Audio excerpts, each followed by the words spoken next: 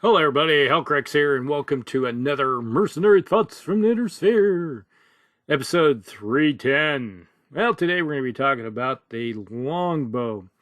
We got a video out there about 4 or 5 years ago. I talked about it during the 39 era, during the Succession Wars era, and a little bit of discussion about it. So if you want to know how to use it in the Succession Wars, go back there, before all the fancy tech got put on it.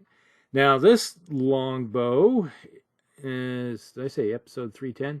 It is a 350 85-ton mech, 255 points of, or 232 points of armor, or 14.5 tons, 22 heat sinks, which is okay, and a one-way, it's got plenty of heat sinks, but it's oversynced in some ways due to how many you're throwing at it in a advanced era. All right, so you basically got a Succession Wars style mech running around in the Clan War era. So yeah. Okay, so we had said 22 heat sinks, 232 points of armor, and a plethora of weapons. Now the nice thing is it does have armor. Comparatively, being 3.5, it's freed up a bunch of tons they could throw armor on the thing compared to the old version. The old version died horribly, usually, because it didn't have any armor. All right, weapons. We have an LRM-20 in the right arm, LRM-20 in the left arm. We have a LRM-5 in the left torso, LRM-5 in the right torso. We have a 2 tons of ammo for the LRM-20s in the right torso, 2 tons in the left torso. And in the center torso, we have 1 ton for the LRM-5s. And then we have a medium laser in the right torso, medium laser in the left torso.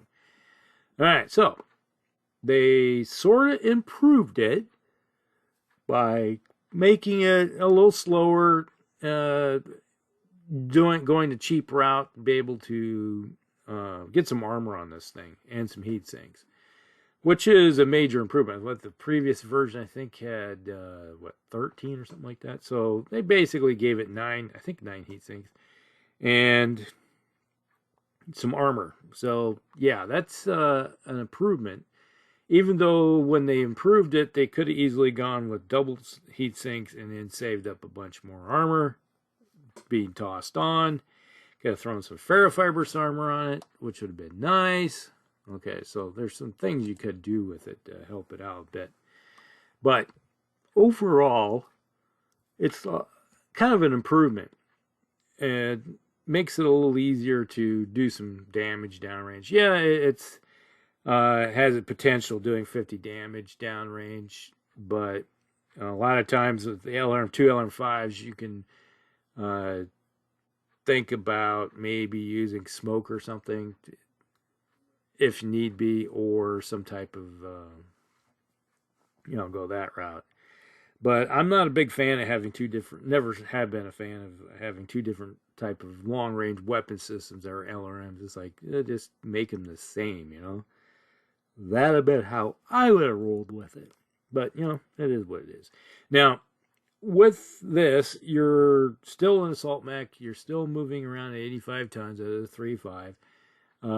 It's one of those mechs where you go find yourself a hilltop someplace, hopefully with some woods, park on the edge of it, and then just kind of rain down terror on everybody. Which comes to mind, it's like, 6, 12, and if you're not moving, that's 12 heat that you're producing. And you got 22, so you're oversynced. So you think about it, you got 22. And then, well, I guess the 2 LRM-5s. So yeah, you're oversynced by 8. And then if you fire the 2 medium lasers, if in close, and then you run, yeah, you're net 0. Which is okay. All right. But you could have done this job a little bit better with some slightly different upgrade. But that's pretty much how I use this mech. The old version during the Succession Wars with the OW, I think it was. The that one had hardly any armor, and you just hope that no one noticed you. And you typically got noticed because you got a couple of LRM-10s and a couple of LRM-5s, and doing some damage, you attract attention, which isn't always a good deal. And you have hardly any armor, so you end up dying a horrible death. So there. And then you got plenty of ammo to go boom. Now this mech also has that slight problem. You do have 5 tons of ammo on board with no case at all, which would have been nice. You know, having some case at least, that would have gave you an option of not blowing sky high. You may hit ammo and take out one torso, but at least the mech can continue on, you know, with the pilot with his bell rung. But still, it can still be operational, doing some damage. Even though I'd probably want to do a force withdrawal with the thing, but there is that. And you could flip the arm. It's like you're running away. You flip the arm, one arm left, and start raining down the arms the other direction too. But there's that. Okay, so that's pretty much how you might want to use the new longbow with the 7Q. So there's that potential. All right. Now there's I didn't go into them at any length when I did the last video. Let's see where we got here. There's some new variants of it, which I didn't cover because they were later versions with all that tech, and I was just going Secession War version. Now we got the 7 Victor version. This longbow upgrades everything.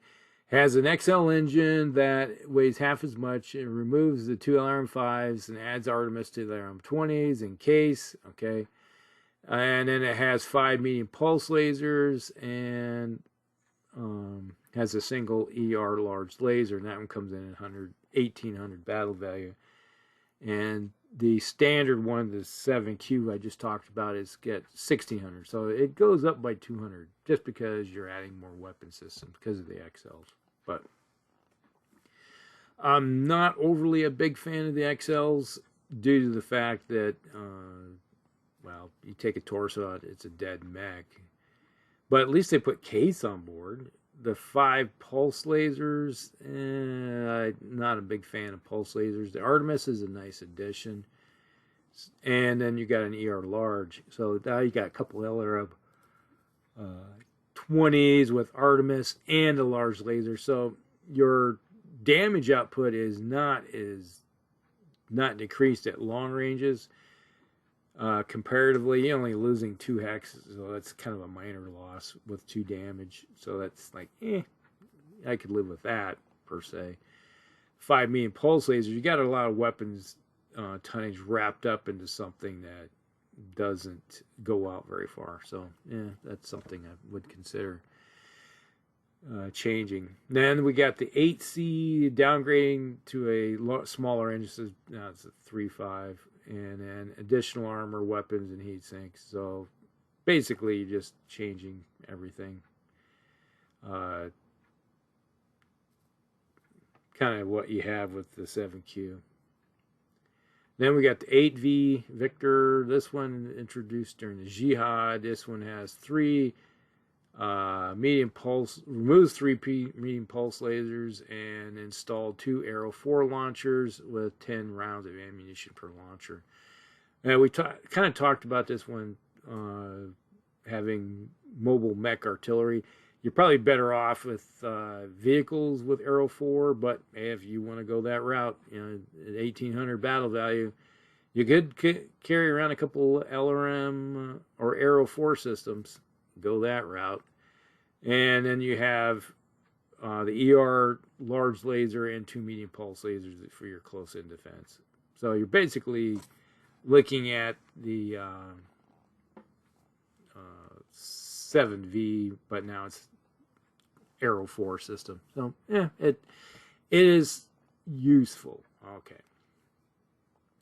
Then we have the 12 Charlie or 12C. This recent upgrade of this version has the 2 LRM-20s and 2 LRM-15 launchers paired with Artemis, so it can bombard so it has more missiles for downrange. The mech has 3 ER small lasers, and then it is XL engine, and you're sitting at about 1,700 battle value. So long range, down range stuff is a lot better. So you got that going for it, but you still got the XLs. So it is what it is. Then you got the 12R. All right, this one has 4 LRM-15s, which I can get behind, backed up by an ER large laser, an ER medium laser. It has case and 3 jump jets, allows it to move. So it's a 353 now. And it also has a light fusion engine. It comes in almost 2,000 battle value. So I can totally get behind using a light fusion engine. That's, you're gaining some tonnage, and you're not gonna kill the mech with losing 1 torso. So there's that. But with all the LRMs, I'd rather drop that. With that one, drop the large laser and replace it with some medium lasers instead. So I have no problem with the 4 LRM-15s, or heck, you could even go back it up with 2 ER medium lasers, and give it Artemis. So that might help some. Then the 13C, all right, this one has the MML-7s, mount 6 of them, okay. And then you have 6 tons of case protected ammunition, all right. And you have, 3 ER small lasers. And then, so you got the speed again, it's been changed to the original version. Now, with the option with the MML-7s, you do have the capability of doing some enclosed damage with, you got, what I said, 6? Yeah, 6 tons of case protected ammo. So, you got a ton for each. So you do have the possibility to, go the short range or the long range stuff. So half and half possibly. And then they got the Longbow 13 NAIS, the Academy. Then it has a standard fusion engine. It removes all the missile launchers. It puts on Indo-Steel. Each arm mounts a 3 light autocannon 5s. All right, with special ammunition, and 7 tons are allotted for the ammunition. It has Guardian ECM, has a C3 Slave, and it has a ER small laser and a pair of ER medium lasers and B-pods for against battle armor. It comes in at 1,800 battle value. Now, the previous 13C, that's around 1,400 battle value, so it drops down in battle value. This one goes up just slightly compared to the 7Q. Not a fan of the light autocans. You're basically turning it into an anti-aircraft battery. And then we got the 14C, has 6 MML-9s, has 10 tons of ammunition, 3 ER medium lasers, and it has additional armor, and then a couple fewer double heat sinks. And it has a small cockpit. And this one comes in at a little over 1,400 battle value. So the MML-9s with a bunch of ammunition, that could do some severe damage to somebody, let me tell you. And then we got the 14C2. This one removes 2 ER medium lasers, replace them with C3 boosted Slave. So it's otherwise, it comes in at 1,300 battle value. So it's like the 14C, but just slightly different. Now, let's delve into really quickly what I like doing with the 7Q. It's very similar to, which version was it? The one with the 4, that was the 12R. So this is similar to the 12R. This one has 12 double heat sinks, so you're dropping 10 tons of heat sinks for, it's still a 3.5, 10 tons going towards other weapon systems. You still got 4 LRM-15s. You have 4 medium lasers, and you can put a C3 slave on board. So there. And then you got ferrofibrous armor. Put endo steel on board would take a factory refit, and you know I'm looking at field modification possibilities with this one versus having to really tear it to pieces and put it back together with endo steel. So there's that little issue. But it's still 3.5, 12 double heat sinks. So you're getting 2 more dissipation of heat for 10 tons less towards those heat sinks. And you allocate that towards having all the same type of weapon system for long range. So yeah, you got 4 LRM-15s and 4 medium lasers. So if someone comes in close, you can fire the medium lasers and still fire a couple of your LRM-15s and not worry about heat. So there you go. So that's kind of like what I like with the longbow. To change it, it works fairly decently. If you wanted to, not that I would want to do it, but I guess there's 5 medium lasers. I forgot about it. But yeah, I'm not really think if you had the access, you could put a light fusion engine on board, but then you're running out of, I think, crit space to be able to put Artemis on board. So that's the problem with it. You're running out of crit. But with C3 unit on board, if you have a master, yeah, something raining down 15 or up to 60 damage at long range when something's close due to the C3 system and is hitting hard, yeah, they'll start noticing that and they want to take care of it. So it may end up being, yeah, it's spreading the damage around a bit, but still, that's scraping armor off. But overall, that's the longbow, the newest version of it in the 3058 book. Hope you guys like it. Like and subscribe, share with friends, and we'll see you in the next one. Hellcracks out.